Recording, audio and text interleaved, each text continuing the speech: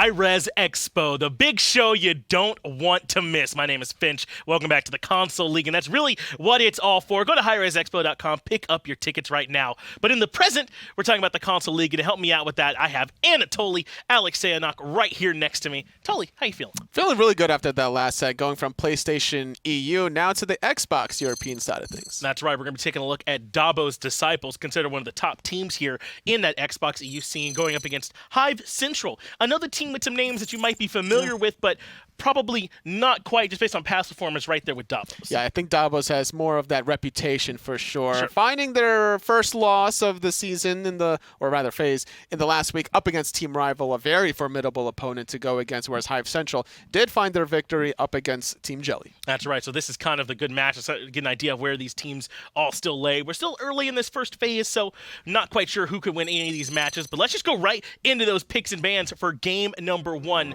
And like we say when we talk about Dobbos, they had that swap at the beginning of the phase, but because of the way the roster locks work, Rival and Dobbos both had to play without their mid laners. So now we are seeing them back with their mid laners for the first time here. It's Dobson, who they initially had, then they traded back. So yeah, Dobson's back here on this team. It's like it's an actual sports team with all these trades going on and all these contracts. Who would have thought? But with a fully stacked roster now, we should see a lot of fireworks between these two teams. No surprise that ISIS is going to be banned away on top of the Nike. Horus, a little surprising as well. We haven't seen too much of that. I think it's more of like reading into what Dobbos prefers. That's right. They don't want to allow, sort of that pressure to be coming out from Switch. I imagine the support role that's here we often see Horus played. Some ones who have been getting banned and we're not seeing here, Set has been highly valued. He's been let through. Scotty obviously is highly valued as well.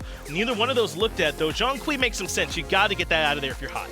We've seen a lot of Zhonghui performances surviving like multiple ganks, 1v2s, even turning around a few 1v3s in the last set. So you want to be able to not have to worry if you're going to gank a lane of like, how difficult is this gank really going to be?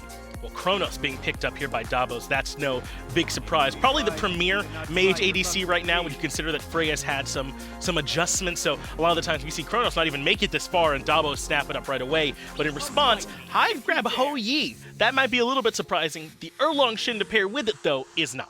Normally, the only time we ever see Hou Yi this early is when it's paired up with a Chang'e, right? Like, you just got to have that synergy going outside of the game to bring it into the battlefield of the gods. But Erlang Shen, no surprise there. A very aggressive god, many forms of CCs, 3 to be exact, and going to have a hard time against the guy that just got locked in. That's right. Ares in the jungle has become his new home, and he can feel pretty good up against Erlang Shen if you can stop those 72 transformations, though once he gets up close, that exposed weakness probably allows him to trade a little bit better. So very interesting to see how that jungle matchup goes, whereas Anhur's been locked in, and it's looking like he'll probably be matched up against Hou Yi in mid, I imagine.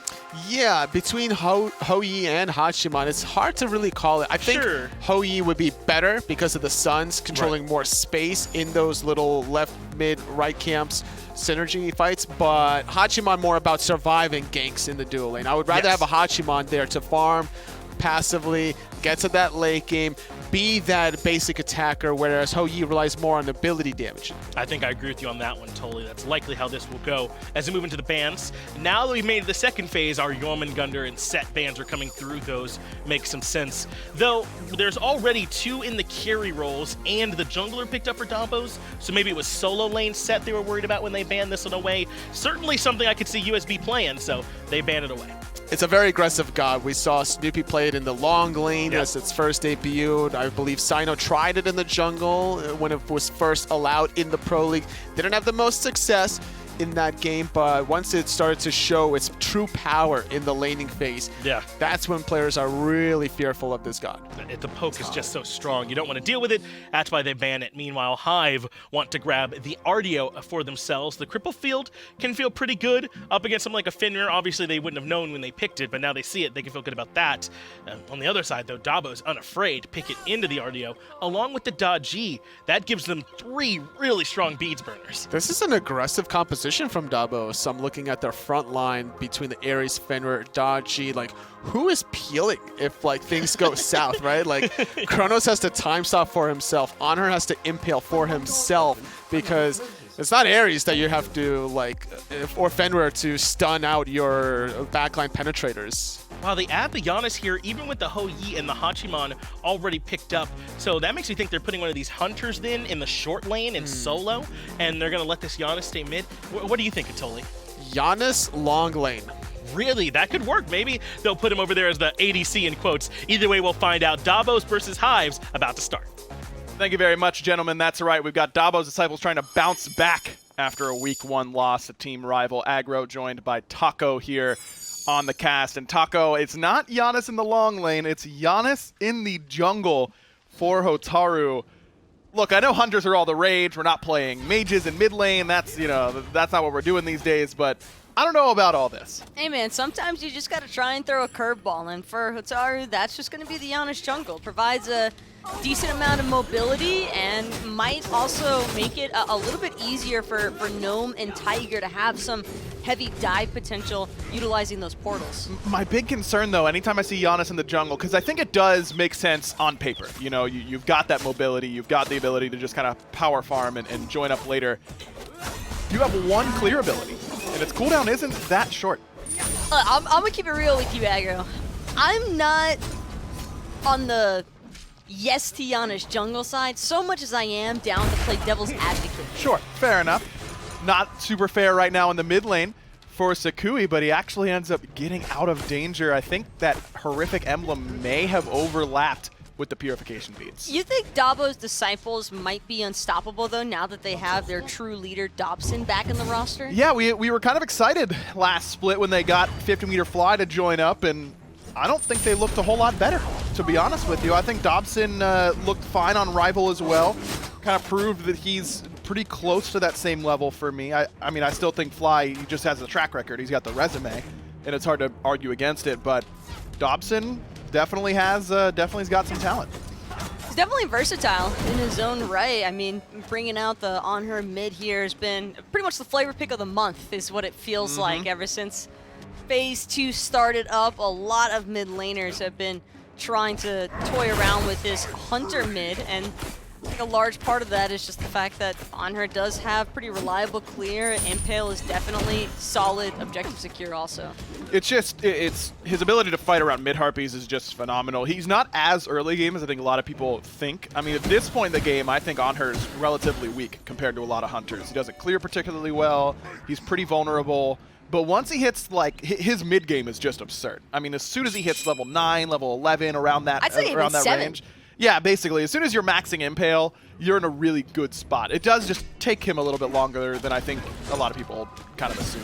But what I'm a really big fan of here for Dobbos Disciples is that they have such a consistent beads burner composition. Overpowered, getting a little pressured out here in solo, but still holding his own weight for the most part. Having some issues clearing the way, but that's kind of to be expected up against the Artio. And being Ares is the big one for him, of course. I mean, we've seen a lot more Ares in jungle and in solo these days. That buff to Searing Flesh making a huge difference for him and his viability in other roles was really kind of a meme selection anywhere but support for a while. Yeah, I know Deathwalker played him solo once. Doesn't count. It was a 2v1. That doesn't count. Yeah, I mean, he played it well, but it didn't mean that it was a legitimate selection for everybody else. It was just Deathwalker doing Deathwalker stuff. Now I do think that Ares can be played in a bunch of different places. That Searing Flesh buff definitely coming in clutch for the Ares and his flexibility. And not only that, but I just love Ares pairings with other consistent beads burners, which is where the Daji, the Fenrir, even the Chronos with that stop time begins to make a little bit more sense. But Dobson trying to prioritize this red buff invade actually leaps forward, but even after expending the Desert Fury, Tiger still manages to confirm that red. Yeah, I'm a little surprised that Dobson let that rip. I mean, they had the ward. They knew that the buff was basically down at that point. Maybe he was hitting a mini and thought that that was the zoning main buff. ult. Ah, I see. Well, I mean, Desert Fury is such a short cooldown. Who cares, you know? Sometimes you just do it because you like the sound. Sometimes you can spook them off for the buff also. Sure. Because like you mentioned, that mini creep might have actually deceived Dobson. I think it was also just Dobson being stubborn, but hey, sometimes you just have to show that you really control the space. This draft for Hyve, we've talked so much about what Dobbos Disciples have, but Hyve has a good amount of CC on their squad. Not quite as punishing, I would say, as what Dobbos Disciples have, but certainly something to fear. Is that Gino's season? Ginoszn? What are we going with here, Taco? I'm Let's gonna go work with it the out. Gino season because Cause we've already got not Gino. Right. All right, Gino season. I said Sacuille earlier for the mid lane. I'm gonna call this guy his biggest fan. Gino's biggest fan. Okay, all right. Is that like, do you think Sacuille is right, or Sacuille, maybe? I didn't take French. Did you? I'm gonna have to say I missed that one. Yeah, me too. All right, Hachiman it is. That's the way we're gonna play it for now until I hear something different. But Hyve's draft, I mean, yes, Dobbos has all these bead burners. What about the Sacuille? Ooh, Sacuille. Ooh, okay. That sounds like a little bit. What of if we just flavor try there. and give it something a different pronunciation? How would every Artio time? say that word? I don't know. Yeah, I don't know. He would say something and I would nod and be like, oh, okay, Kenny, and really have no idea what he actually said. Kind of like every conversation with Vote ever. Yes, exactly like that. Yeah, just assuming that I'm saying yes to whatever you're saying is the way to go, I think, in a lot of those situations. The amount of CC for both sides is heavy, so watch those beads timers on both sides. I'm definitely not as big of a fan, though, on... Oh, hold that thought, though. Switch actually trying to get aggressive here because Tiger finds it with the Ragnarok. Desert Fury from Dobson is going to be good, but Tiger's still holding on, 1 HP. Finally, Dobson's able to secure the first blood as now Colossal wants to keep it going, but a great bounce from Gino sees it. Oh, but the jump is better from Switch. He gets out of danger. Dobson is not quite as lucky. Hachiman's able to pick that one up, and Vaporish Coast has got to slam that rewind button, but Gino's right there for him. Vaporish has been here one time before, but not interested in trying to keep the fight going any longer. 2 for 1, well, not necessarily a 2 for 1. After all, Switch did manage to wiggle his way out of there, but that technical RKO, as Holy loves to call it, it's definitely going to serve as a little bit of a warning sign there to Dobbos that they can't afford to go too recklessly into Hyve's jungle just this yet. I mean, the idea was good. You know, Tiger's only level 4, no ultimate for him. Let's pick him up with Ragnarok, and everything was going well until Dobson had to jump in to finish the kill. Just 1 or 2 missed autos along that time ends up kind of spelling the end of the perfect engagement, I would say, for Dobbos, but still worth it. Coast pretty low on mana. Tiger trying to chase him down. No beads for Coast, but you need to hit that pin if you want the kill. And Coast is the type of guy who's gonna let you know when you messed up. And Tiger will have to let that one kind of sink in as he slowly heads back to the safety of Hyve's T1 tower there in duo. Ooh. Switch and Dobson going to take down the Oracles in the process. And all the while, Vaporish still doesn't have to be forced back just yet. I mean, without the mounted archery, Hachiman doesn't really have a whole lot of kill potential against this Chronos. No, and of course, Gino with the ultimate maybe, but need to hit the full combo, and with movement speed coming from Accelerate, that can be difficult. Hotaru used the ultimate whenever Switch was lurking on that left side before, so no through time and space ready, but or space and time. I've been watching too much Paladins recently. Well, one thing's for sure, definitely expect to maybe see Dobbos choosing to be the initiators of this game, because they are definitely looking to send a message early on here to Hyve. I mean, this last red buff going to be confirmed by Hyve, no problem, no invade attempts from Dobbos, but that was mostly just because everybody was kind of prioritizing those one last wave syndromes. Vaporish stuck around in duo lane with no mana for an extremely long period of time, but it's just because of the fact that he knew after such a big team fight taking place at Hyve's red buff, there's no way that someone's going to bother trying to do a gank opportunity. The one that we saw from Tiger was just unsuccessful. We've checked in a decent amount on the solo lane over here, and OverPoweredUSB has usually been on the back foot, but take a look at the net worth. He's exactly even with Gnome so far. You would think that Artio usually would have the upper hand, but USB holding strong. Those chains, though, that thought, though, Tiger gonna get grabbed up one more time by the Ragnarok and a Desert Fury as Hachiman just charges straight into that one. Can I get some of that? That looks really fun for me. And Hachiman gets a face full of that Desert Fury. Dobson gets himself a double in terms of damage. He only got 1 of the kills. But that's you wanna go at a different angle than the Desert Fury, because it does a lot of that damage stuff. He was all in on that one, man. He was convinced this is the play right here. Hey man, if it's good enough for Tiger, it's good enough for him. You know, that's the way you got to look at it. Rather unfortunate though. All jokes aside, I do feel a little bit for our Hachiman friend there in the mid lane. Had the full intent of trying to prevent his support from being taken advantage of there by switching Dobson, but unfortunately, you got to remember, Desert Fury goes through everything, and the same can't be said for that mounted archery. Really nice pillar placement from Dobson as well, because even if Sacuille had been able to get off that mounted archery, it wouldn't have made much of a difference. It would have hit straight into the pillar. Man, it's look, we've all tried to body block a Desert Fury before, you know, like I've been there for sure. I don't know that I've tried to body block 7 of them. You know, that's where I might draw the line. But either way, Dobson gets to boost the player numbers, feels sick about himself. It's the thought that counts. What better teammate could you think of than one that's willing to die with you? Yeah, probably one that's willing to die with me in a spot where I could have been saved, you know? I don't know, probably just that. The reinforced pickup here for Tiger on the shoes is one that I like the theory of. I mean, Daji has so many dots, Ares has so many dots. I'm kind of talking myself into it, I suppose. But is this the right idea? I mean, Erlang usually wants to be so aggressive in support. Probably would have preferred to see this Erlang go with a much more aggressive option. Maybe even the Ninja Tabi. That's been a really popular pickup as of late with the recent addition to that boosted attack speed, and kind of goes hand in hand with what Erlang likes to do. He just wants to spam the carry, stay in their face, prevent them from being able to use their cooldowns on any other target. Blink in from ColossxI over here on the Gino. Got the leap, but no beads. ColossxI's just got to be patient and waits it out with that pal-out. He does just that.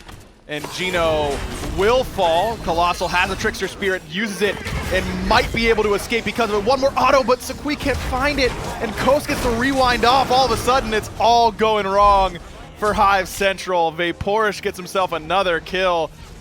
I feel like if you're committing to that as the Hachiman, you're committing to it one way or the other. ColossxI able to escape, and it makes it already pretty bad engagement that much worse. Honestly, Aggro, my main issue with that last engagement is that I just completely forgot Hyve even had a Janus. Yeah, Up until true. that instance where we see him clearing out waves underneath the T1 tower, there's just not really been much of an opportunity for Hotaru to really have any sort of impact on this match, and that's kind of crazy to say considering that he's the one with the global presence. He's got through space and time, and yet I don't think we've seen a single instance in 12 plus minutes of play of Hyve actually having a decent engagement through it. Exactly right. He's used it a couple times, sure, but it hasn't come to fruition really at all. And I was worried about his farm level because, as I said, he's only got 1 clear ability. He's doing okay there. I mean, he's even in XP, a little bit down in net worth, but that's to be expected when the other jungler is 1-0 and 4. But just hasn't done anything noteworthy quite yet, I would say. And Switch gonna harass him a little bit, keep him off his own jungler speed buff. Yeah, player damage, I mean, not a whole lot to speak of. Vaporish, though, going to get pressured out pretty heavily. Doesn't have that rewind in time just yet. Stop time going to buy him a little bit, but through space in time that one from might have hit. Hyve after Vaporish is already toast, but Vaporish... No, he's Vaporish Coast. Well, he... It's going to be one of those days, huh? Welcome back, Taco. It's been a minute since you and I casted together. Hey, that ultimate might have hit. Not a... You'll hear me rage all the time about Janus players using their ult to try and snipe 1-health targets across the map, and that's the only reason, but I guess it could work. Dobson stops the back, and Sacuille remembers what the Desert Fury feels like. Tiger falls quickly. ColossxI right there, and an up-down from Gino, getting a little bit of a soul laner in him right there. Has to use the purification beads. Decent Aegis. Gets him out of some damage, but not enough. Dobson and ColossxI win the 2v3. The up-down is an alpha move. It sure is. And I respect that from Gino's season. But in terms of survivability right here, Gino should have just ran for the hills. But does he live no matter what there? I mean, ColossxI still had Trickster Spirit. He could have played it better if he'd been able to create a little bit more space. By doing the up-down with that dive bomb on the Hou-Yi, the problem is that now he's still in the face of a direct 2v1 against ColossxI and Dobson, as opposed to if he'd used the dive bomb to create a little bit more space, he could have just handled the 1v1 first with ColossxI, and then Dobson would have needed that time to catch up before having a decent initiation period. I'm not saying that Gino would have lived, but I do think he could have at least traded out a kill for his life. Tiger in trouble as Vaporish Coast found the stun, and Switch trying trying to find the last few autos. Great turnaround pin, though.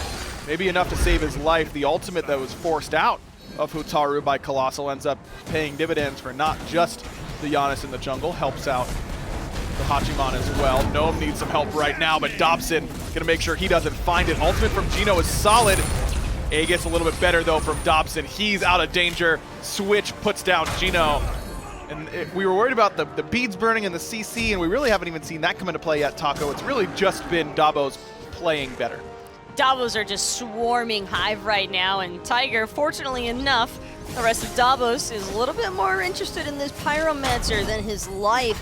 So both Sacuille and the Erlang Shen will live to see another day, but the damage has already been done, Aggro, and I'm right there with you. We talked a lot about this beads burner composition from Dobbos. Hyve has decent components of their own to try and match that, but it really just feels like the rotations have been a lot more steady and a lot better timed and with more purpose as well. Dobbos aren't just fighting for no apparent reason. They're fighting and then they're immediately collecting an objective. They're immediately looking to siege a tower or buffs. They've looked great so far. Dobson in particular, the recent re-addition, of course, used to be on this squad, went to Rival, now back with them, and he's been the standout member so far.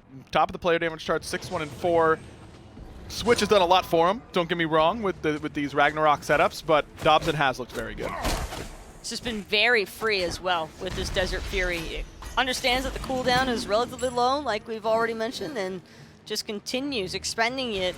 CC's fit is overpowered, gonna look to force out Hotaru's through space and time. He shoots off the Kingdom Come, but might have wanted to aim it in the other direction because Dobbos' disciples are diving Sacuille and Tiger at their back heartpiece. This is where that Fenrir support, it used to be a big thing. We kind of forgot about it for a little bit. Now it's back in full force. At least Switch is making it seem that way, as he found the double stun right there and was able to force everybody back. Now diving this tier 1, double relic usage by Gino, and he's gonna drop the ultimate as well, but here comes ColossxI around the back coast, gonna take care of him first. Tiger picked up and hand delivered. Not quite enough damage right away, but Dobson will finally finish it off, and hello, overpowered USB comes on over. Where you going, Hotaru? He's crippled, can't portal away, and overpowered USB solos him down with the Ares out of the solo lane. All that aura just feeding into that Ares passive for power here, and the CDR boots as well. Definitely a big fan of that pickup buy from Overpower, but Sacuille's gonna get caught out by the chains instantly. Already forced out of the Aegis. Brutalize gonna deal a nasty amount of damage, and it's a 2-for-1 special featuring Switch. Love that play, though, from Dobbos' disciples. They let Gnome blink on top of Coast, and they don't group up around him. They don't get double, triple stun. Instead, they all focus the actual damage dealer, if you can call the level 12 Hachiman mid that, and immediately keep all that damage off Coast. That buys him enough time to be able to beads, rewind right away, and by the time he's ready to press buttons again, Sacuille's already gone. Hyve just looked like a conveyor belt. They are just serving themselves up to Dobbos one by one, and it's very obvious how disjointed Hyve is in comparison to Dobbos, but at the same time, I think that this is also kind of what we expect to see from Dobbos. I mean, this is a team with a lot more experience in their back pocket. Yes, of course. Dobbos Disciples is the de facto number 2 in European Xbox, has been for a long time. Rival has been the number 1, but don't forget phase 1. Dobbos Disciples did manage to take down Rival, so you know that they've got that potential there in order to make that work. Chain a little bit short there to catch out Hotaru. But with Dobbos having a full squad, Fire Giant ready at just shy of the 19-minute mark aggro. These base sieges are about to get pretty ugly looking for Hyve, because I'm not even sure that they have enough damage to clear out the Oni Fury wave, much less fire minions if Dobbos can successfully strip down one of these Phoenixes. This right side Phoenix is in a lot of trouble right away. I mean, they've got all 5 members back and ready, but no beads on Hotaru, no beads or Aegis onto Gino. A little surprised that Dobbos Disciples don't force that right side Phoenix with that Oni wave right behind them. Probably just wanted the guaranteed gold, and maybe feeling certain in the fact that even without the Oni Fury wave, they can still force a siege. But right now, it's all about whether or not Gnome can even manage to back here in time. Dobson not going to be able to spot him out fast enough. And Dobbos are just going to back with about decent bounty. I mean, they took down 2 T2 towers, 1,500 gold spread across the team 2 times over, and that's pretty much a 5th, 6th full item buy. Everybody is looking good now for Dobbos Disciples. I mean, look at these power spikes. Pridewind done for Overpowered USB, Bloodforge done for ColossxI, nearly finished with Titan's Bane for Dobson, but his Aussie is already completed. Switch is basically unkillable because he's the same level as everybody on Hyve that's going to be dealing damage to him with the exception of Gino, and he's really not that far down for him. I mean, No, he just hit 17. Yeah, now he's even with him. And then you've got the Telkines done for Vaporish Coast. This is not a good spot for Hyve Central to be in, for sure. Dobson's a little bit isolated, but with both Hotaru and Gnome sitting in base, they can't take that fight. Hyve have to play exclusively around Gino, and even then, Gino could be in some trouble of his own.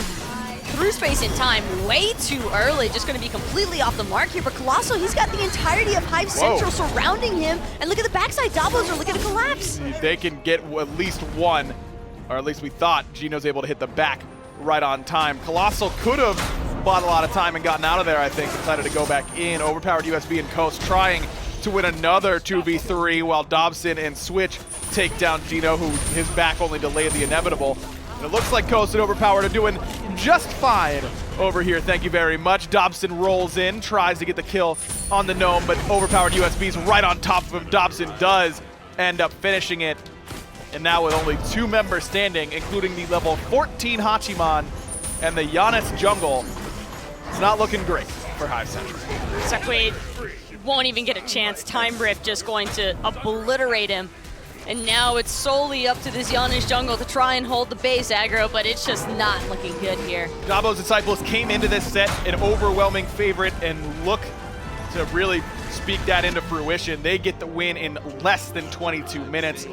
And really, I mean, who had a bad game there for Dobbos Disciples? They had 3 deaths, and they were spread out. ColossxI did die at the end there. That is true. In the attempted 5v1. Yeah, that was probably the worst decision anybody on Dobbos Disciples made the entire game. And it wasn't a great decision, but it didn't end up mattering. I guess at the same time, though, he's kind of a genius because he forced all of Hyve out of their base, away from the Phoenix defense that would have probably been their best defensive option. Sure. So by chasing Dobbos jungler, I don't really know what the game plan was there, because at best they kill the Daji, but then they still have 4 other members from Dobbos to deal with. Yeah, if you don't get that kill right away, like he tries to beads ult and you kill him in time for that to not happen, you have to back that up because he just buys so much time on top of that Powell. There's no way you're going to be able to capitalize on that. But maybe that's a lesson for Hyve to learn as we get ready for Game 2. Stay tight. We'll be right back with Game 2.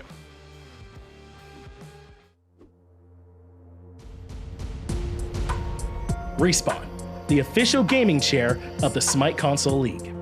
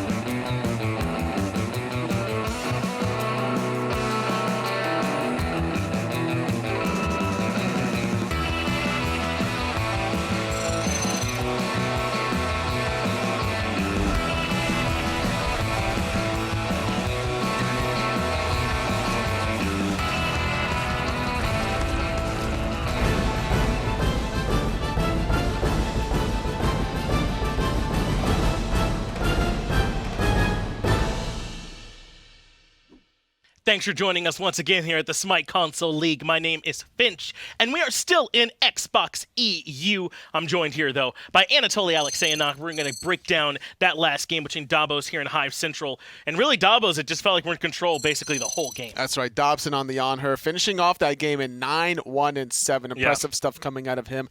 A lot of creativity in this composition as well, from both sides, honestly, between the Janus jungle. We got the Ares as well in the solo lane. I think that OPUSB played that fantastically. I'm curious to see how both of these teams transition into game 2. And I remember your thought going into game 1 was, who's going to be the control for this team? Like, who's going to like kind of peel for them? They decided we don't need peel is kind of what they said. As long as we're the death ball, then we're okay, and it works for them in that first game. We'll see if that's the same strat they want for game number 2. Picks and bans are ready. It will be Hyve in the first pick spot. And anything stand out for you in that last game? I mean, nothing on Dobbos' team was an A priority except maybe the Chronos. You don't want to give that back to Vapor's Coast. What does Hyve need to try and adjust? I think that they need to find a way to just prevent the aggression. Maybe look for invades of themselves, go from there. The way they just ran through in that early game cannot be repeated in game number 2. If they lose like a first blood, I'm already having high hopes for Dobbos to clean up this set. Yeah, I mean, I don't know, man. Janus defends his buffs so well. He's such an immediately good jungler right from minute 1. Doesn't need any time to ramp up whatsoever and build items or any of those things. So, I mean, how'd they lose pressure in the jungle? I can't think of a way. I see what you're doing, Finch. And I'm not going to take the bait at all. Maybe they'll look for something that could fight around those buffs a little bit sooner here in this game. Dobbos have banned away the Thor and the Chronos. They're banning away the Chronos themselves this time. It was Coast who played in game 1. Looks like they were worried Hyve would first pick it. Meanwhile, Hyve banning Horus, Nike, and AMC. This is looking like a pretty standard stuff from game number 1. Same exact bans, just switched completely. It was Hyve that last banned the Sacuille, so this time Dobbos not wanting to give that up. I'm expecting potentially an Erlang Shen first pick, although Anhur has been really popular as of late, although it wasn't like really first picked in the first 3 slots. That's right, but with what Dobbs just got through doing, maybe Hyve are letting this function like another ban. It does just mean that Erlang Shen can go right over to Dobbos though, right? I mean, hard not to think about why you would not want this god in that first slot. So strong at every stage of the game, but especially early with all his CC. I think you got to pair this up with an Ares or some form of cripple to prevent Hotaru from falling behind, because I didn't really see too much out of him in that last game. With all those team fight grouping ups, he was constantly getting crippled, controlled, a lot of damage as well. And it's interesting to see how Hyves are switching this up to go from into this Geb support now.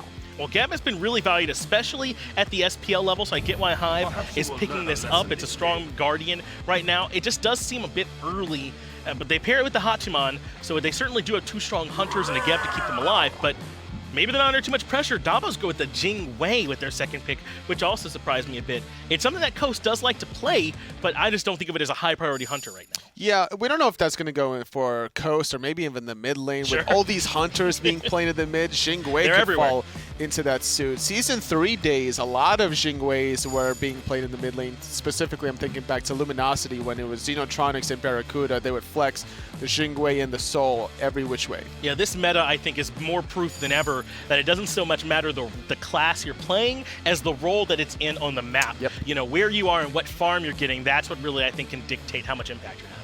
And with the last bans wrapping up there, surprised to see the Merlin's not being prioritized a lot in these games. Still getting banned from time to time, despite some of the nerfs of like the Blizzard to go from 0.5 second deploy time to 0.7. It's still a great god at the end of the day anyway, controls a lot of space. Just a little bit more room, I think, for people to play around him, and maybe that's why we're seeing a little bit less. But as you mentioned, certainly still potent at this point as Fafnir comes in. They have the Jing the Erlang Shen who likes to fight with those basic attacks too.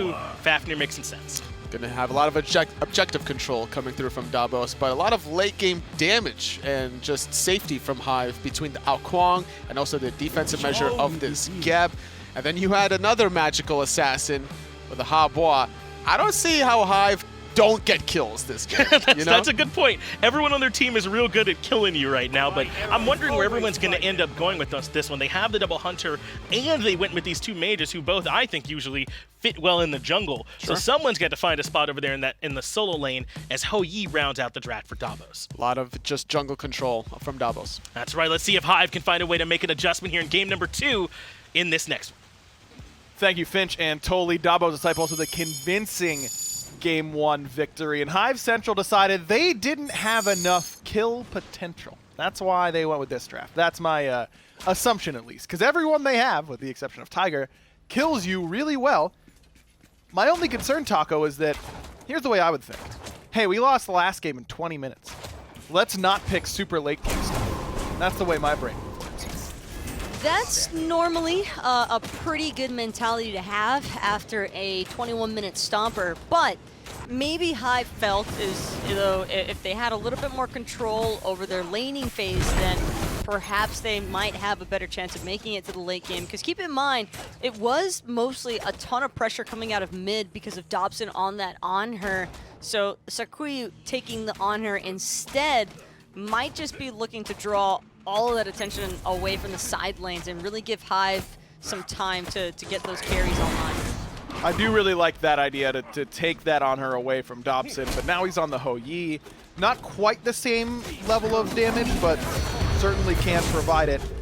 Hotaru in trouble, blinking from Tiger, but no shield for him. The jump from Dobson, a little bit weak right there, I would say. Just kind of shortchanged it. The dive bomb, just coming in too short. Might have thought that Hotaru was trying to weave his way in between the minions to stay safe, but hey, sometimes it's just a swing and a miss. Good attempt. Got his beads at least, so that's a win. Also Tiger's blink, so 2 relics for 1. Not a bad deal. Sacuille looking to go aggressive now on the Dobson, but he's got his jump. Everything's fine. Poke him out a little bit though. Not a bad call. Doesn't get punished for it. Still 3 members already leeching off of mid lane. That's not going to pan out in Sacuille's favor at this rate. Dobson sending the Colossal down to invade Hyve's back Harpies there in duo side.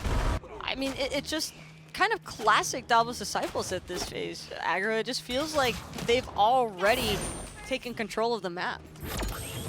Back Harpy invades and the like will certainly do that. But that being said, Colossal's only level 2 in comparison to Hotaru's level 3. That extra wave that Hotaru got in mid, probably a factor there. You imagine Colossal will end up being just about the same level once he gets a couple more camps, but I mean, it's an XP deficit at least for Dobbos Disciples jungler. Just not super sold on this AO as of yet, though, Aggro. Mostly because of the fact that we saw Hotaru in Game 1 with that Janus jungle that had arguably significantly more mobility than the AO and still struggled to have any sort of an impact or involvement in that early to mid game. Well, if you want to call it a mid game, I don't think Dobbos really gave him much of a chance to get there. Tiger, though, already under heavy fire, and it looks as though he's going to be the first blood. Dobson gets credit, but it was Colossal and Switch's CC. They get the job done. Shell there, just in case Sacuille had the Impale stun ready.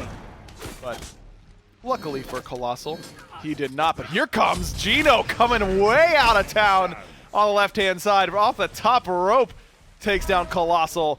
And the last-minute pings are never a good sign when you're that low. Don't think Dobbos had any idea, or at least Colossal certainly was not expecting that mounted archery from around the corner, but hey, a heads-up rotation there from Ginoszn, just taking advantage of Dobbos having extended pretty deeply into Hyve's jungle, looking for that first pick opportunity there against Tiger.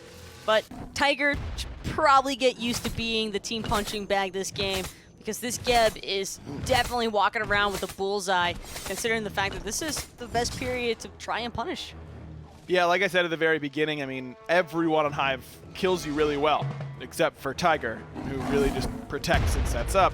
But he's a real sitting duck at this point, and then if you can set Tiger really far behind, like you did in Game 1, it becomes very easy, I think, to pick apart this draft for Hyve Central. We'll see if that comes to fruition or not. Dobson doesn't want to give up these mid-Harpies, but Hyve take them by force. But look at Colossal's rotation in. Great blink right there from Tiger to stop the knock-up setup. That would have been a second kill with Colossal CC coming in. And maybe this is just nitpicking, Aggro, but Sacuille used that shifting sands after he'd already cleared the wave, and it wasn't going to serve as an attack speed slow against Dobson.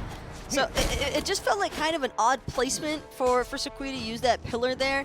And if he'd had it for that left side mid Harpies engagement, they might have actually been able to turn and fight. Keep in mind, shifting sands gives a lot of passive power to the Anhur. No beads, rather, for Gino. He's got Aegis, so that stun from Switch was held for the full duration. Tiger didn't get the memo that we were backing up. Coast gets the kill, but really it was anyone's game from that position. Tiger falls behind yet again. And Sacuille just now hitting level 5, needed that Desert Fury to try and help defend that red buff, but this is the small repercussions so far that are already taken place of Sacuille having had 2 other members leeching in that mid wave. Constant 3-man farm spam, and someone has to fall behind, and in this circumstance it just happens to be the Anhur. And that's really not where you want that deficit to go. I mean, as we said, Dobson did such a good job from ahead last game. A lot of those were because of kills, but you don't want to make it that much harder to put yourself in that position, I don't think. And it's just, I don't know, this draft seemed ambitious from Hyve Central is kind of the word I want to use. To think that you're just going to get the Anhur mid and then, oh, okay, well, Dobbos won't invade our red now. It doesn't really work that way. I mean, of course they're still going to try and be on it, especially if you're not ahead. I think it just might be a little bit too high execution than what Hyve were intending, especially against the likes of Dobbos. I think maybe some of the other teams in the region, it's a possibility that a draft like this could work out, but Dobbos, I mean, they've got members like Porsche, Coase, Dobson, even ColossxI. They all love playing aggressive early on. Yeah. So to pretty much give them free reign by taking as late game of a draft as we could probably imagine, that's just not typically the direction that you see a lot of the other teams going. You mentioned, nice ricochet there by Dobson, who's been pretty on point with those so far. You mentioned Sacuille's pillar placement earlier on, and I really feel like that is the biggest differentiator between good Anhurs and great Anhurs, is the way that you use shifting sands. As Tiger tried to get something started in the mid lane, but Dobson too quick on the right bumper. Hopefully he's using Savage controls, because that's the only way to play. Pillar placement is kind of the end-all be-all of competitive Anhur, I think. Pillar placement can go a long way, especially when it's been a matchup against the Hou Yi here. Switch, though, going to be unsuccessful in his invade attempt for stealing the buff, but Gino, on the other hand, could wind up dying. Won't be able to create enough space off the mouth of archery. Same can't be said, though, for Tigers. He'll wind up falling for death number 3, and Sacuille going to get gobbled up by Coast there on the backside. Gino's still too low to try and defend those back harpies even, and this is just going from bad to worse now for Hyve. And this really hasn't even centered around the Kuang at all. I mean, sure, I think it's a factor that he can't be there to really defend, but I guess that is it. I mean, that's got to be the reason that these are going so easily for Dobbos, right? Is that the Kuang just can't fight at this point in the game nearly as well as an Erlang Shen can. But he's trying to farm, and he's doing a pretty good job at it. There's a level lead now over ColossxI. Problem is that you can have all the experience in the world, but it's not going to make much of a difference if you don't get a chance to use it. And with the way things currently stand, aggro, even if Hotaru manages to get ahead of some of the members from Dobbos, the collective Dobbos disciples is going to be much greater of a team fight than what Hyve has to offer so far. I mean, XP doesn't look too bad right now for Hyve Central, but take a look at net worth. I mean, Tiger is really far down. The mid lane discrepancy is over 1,000 gold. And you can look at that as a kind of twisted positive if you think, okay, well, if we kill Dobson, specifically if Sacuille is able to kill Dobson and get the kill credit, that's going to cut a lot of that lead instantly. That seems like a tall task, though, with Sacuille being 2 levels down. Well, for me, it's not even about cutting the lead. It's just, where is your pressure relief going to come from? Because both of these side lanes now are getting heavily pressured out. Gnome has been stuck underneath his T1 tower for who knows how long against Overpowered, and it's not like he's going to be able to utilize that water spout in the same way that we normally see, where it's the classic water spout, crushing wave, and then you got the water cannon. But against the Jorm, who can't be knocked up, Gnome's going to have a tough time finding any sort of replacement here. Quick initiation by Tiger on 2. The rest of the squad was just trying to finish off red buff, and now ColossxI goes, oh, you wanted to fight. My bad. I'll get it started right now. Luckily for Hyve Central, they're able to get 2 out of there, but Gino might be the one man left behind. Ricochet attempt by Dobson off the mark. And I don't even, Hyve Central must have gotten that buff, right? I mean, yes. Who from Dobbos would have gotten it?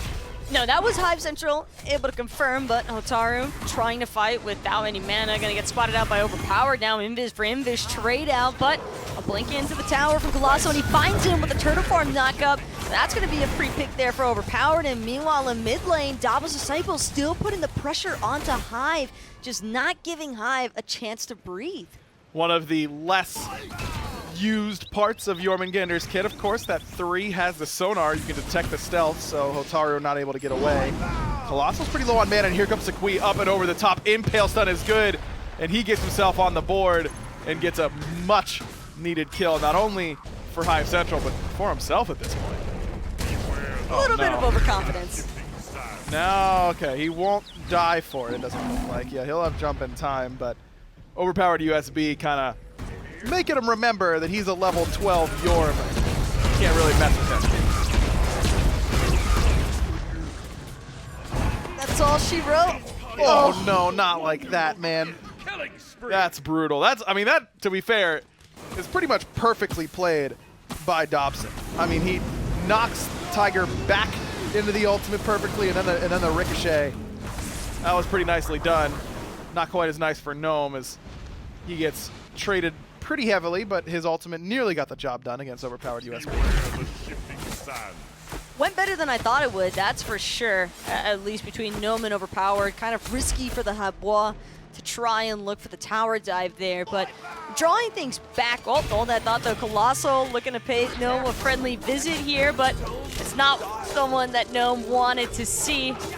And ColossxI is just going to send Gnome packing straight back to the fountain. A little surprised that's the first time ColossxI's really showed up on that right-hand side, because that is, okay, sure, why not? That is one of those matchups that just feels nearly unwinnable, is Chemo versus Erlang Shen, as Dobson gets attacked by Tiger, but again, Tiger on a completely different page than Hotaru. Hotaru had backed up, Dobson's leap was down, but now Kuang decided he was done. Tiger wasn't quite on that same page, and I've been saying that a lot so far today. This has been a set to forget for Tiger AJS. I do feel a little bit bad for the Geb, though, because it is a Geb. There's really not much more to be done here, other than maybe be a little bit more mindful of his positioning. I will agree that the last couple of deaths for Tiger have seemed very forced engagements from his end, and might just want to sit back and look to prioritize farm a little bit more so, because Geb, sure, the cleanse of the shield is fantastic. Cataclysm can still be great setup, but you need levels. And when you're level 7 and their next closest carry to you is 11 on the enemy team, well, at least Dobson's going to have to sit out for a little bit longer. Dobson gets baited a little bit there by Gnome. He tried to find the triple ricochet in the corner. The one time he misses, basically. Gets a little bit too upset by it. No beads for him. He went Aegis right away, and they punish him accordingly. Was worth a lot for Gnome, I'm sure, in gold experience. And that's kind of where you're looking now if you're Hyve Central, to Gnome as a guy that, hey, can you come in and one-shot one of these people for us? Because, boy, do we need it.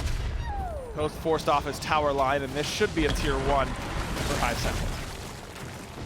Kind of a risky play, though, for Hyve, considering that ColossxI is going to be able to pincer this team from the side, but Dobbos Disciple still not all in position to try and counteract just yet. However, Primal Fury is up and ready, and Dobbos, after losing their T1 tower, could just be looking to go on the aggressive here. Tiger's so low, don't think that he can afford to even show his face.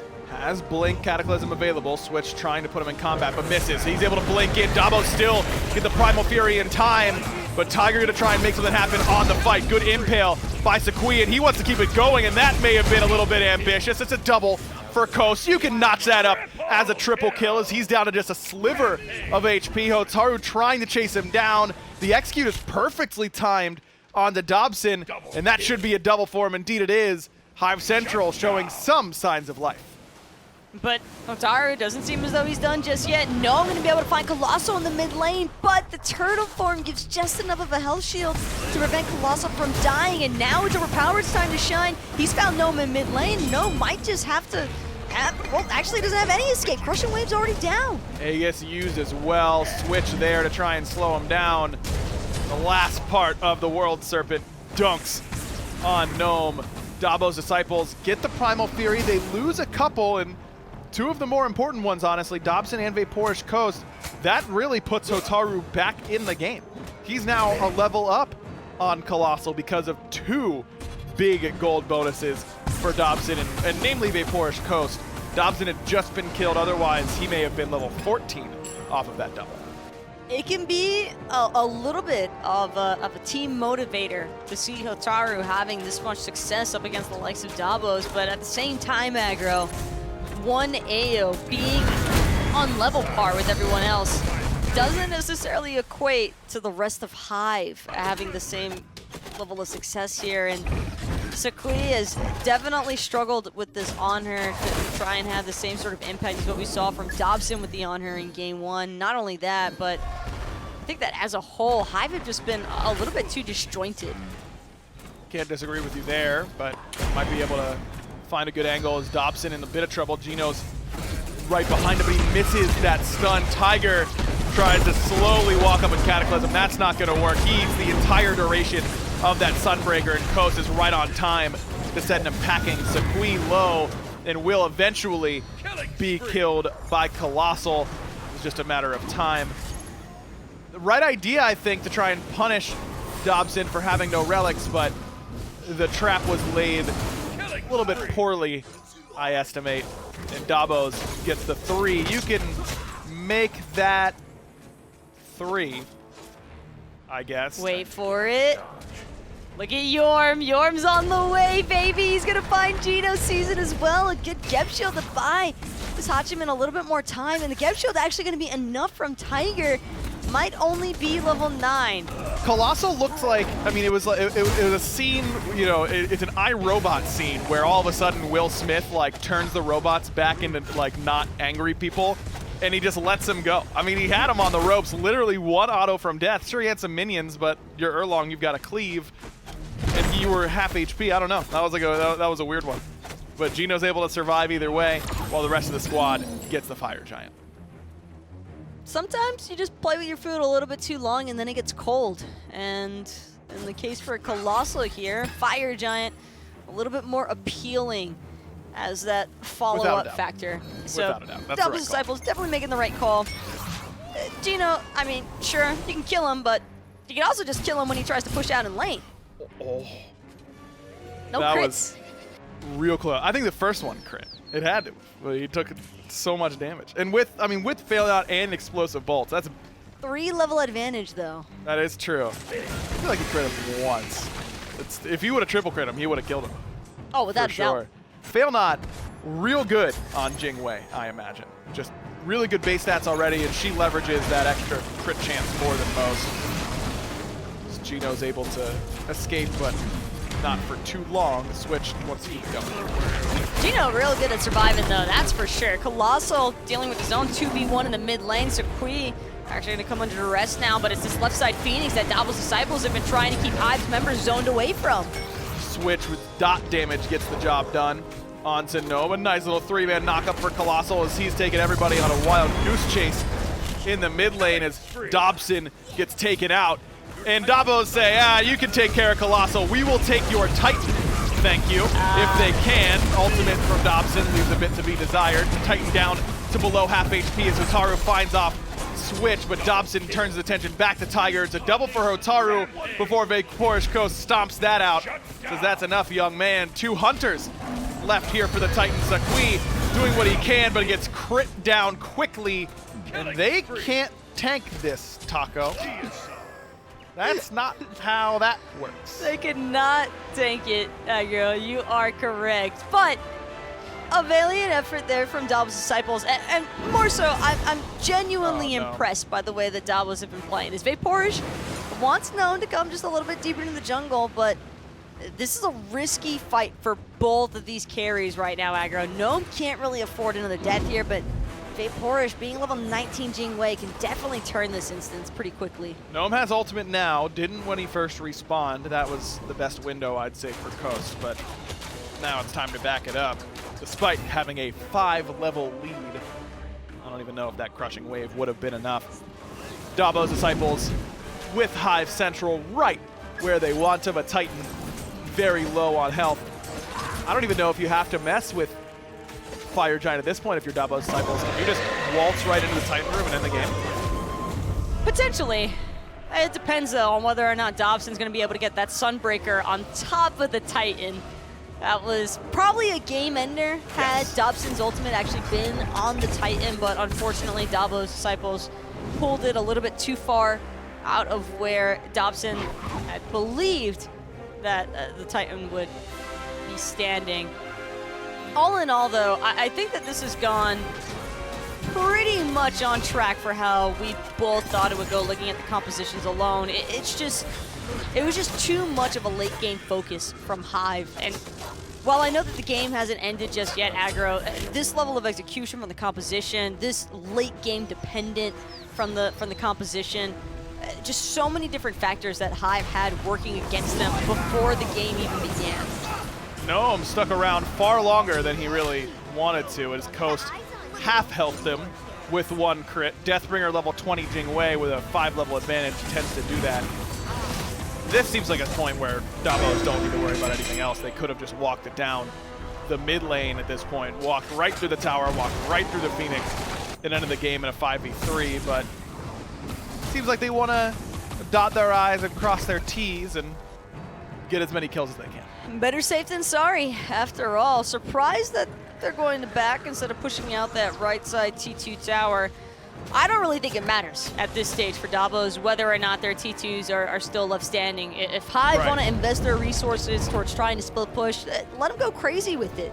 Dobbos legit just waltz right into that Titan room while all of Hyve are preoccupied elsewhere. So I do feel as though this is a little bit of an oversight from Dobbos Disciples' side of things, them maybe taking things a little bit too slowly.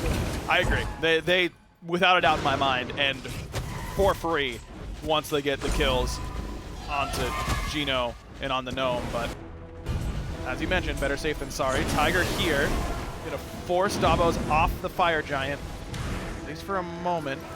No one can track Hotaru in that stealth as he'll reposition. Find a pretty good angle, honestly. Link up as well. Hyve do need to worry about that left side, though, as fire minions will come down. Double shells, what it looks like. It was really just one big one there for Gnome, who needed every little bit of it, and still Dodova's going to make the difference. Has the ultimate available.